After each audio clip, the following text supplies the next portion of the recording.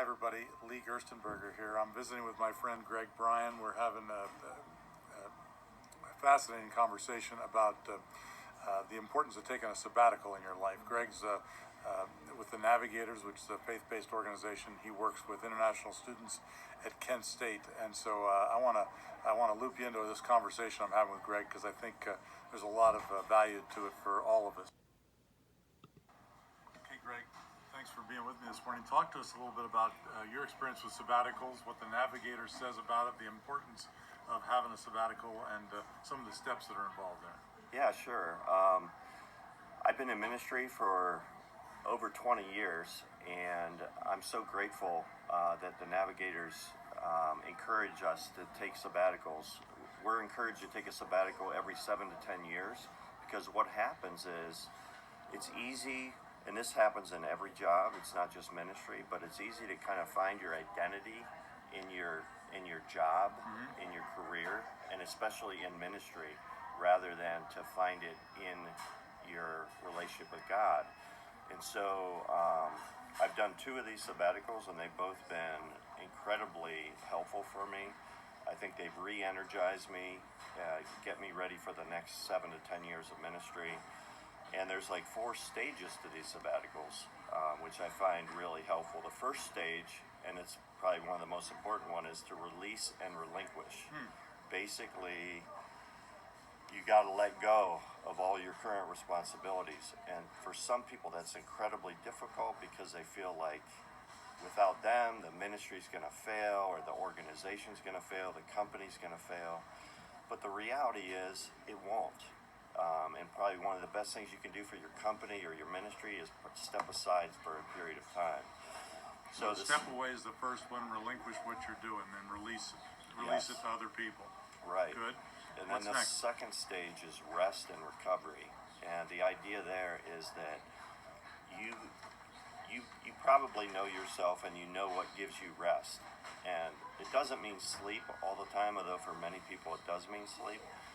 For myself, I enjoy playing disc golf, frisbee golf. So on my sabbatical, almost every day, I would go by myself and play a couple rounds of disc golf. And I just found that restful, relaxing, enjoyable.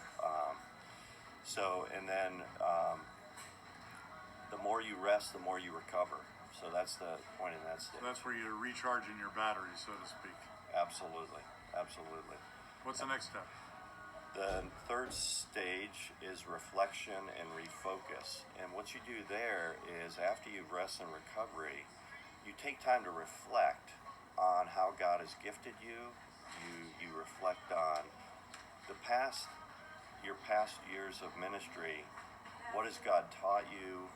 What have you learned about yourself and about your ministry or job? And just so there's a reflection part of that, and then there's a refocusing, kind of retooling, okay, here's my natural abilities, here's my spiritual gifts, here's my passions, and so that kind of brings you to the 4th stage, which is reassignment or realignment. And so the idea there is sometimes you need a sabbatical just to get recharged and to prepare you for the next, time period for your ministry. So you stay in the same ministry. If you're a pastor, it doesn't mean you're going to leave your church at the end of the sabbatical or leave your ministry assignment. For many people, it's just getting recharged. But sometimes, and this is in the Navigators, I think we find this to be true a good amount of time, is that it's time to make a change. It's time to change kind of your focus. So I've taken 2 sabbaticals. The first sabbatical, my reassignment or my first sabbatical, it was a realignment. So I just got realigned, and I stayed in my current ministry with collegiate. Didn't move, didn't do anything, and it was wonderful. The second time I took a sabbatical, I realized that after 20 years of being in the same kind of job, I needed a reassignment. And so I changed my ministry focus from traditional college ministry to focusing on international students and making disciples of all nations. Because during my reflection and refocus stage, I realized that I had a passion to make disciples of all nations. So those are the 4 stages. I find them incredibly helpful. If there's anyone out there, this is something you can even do voluntarily on your own.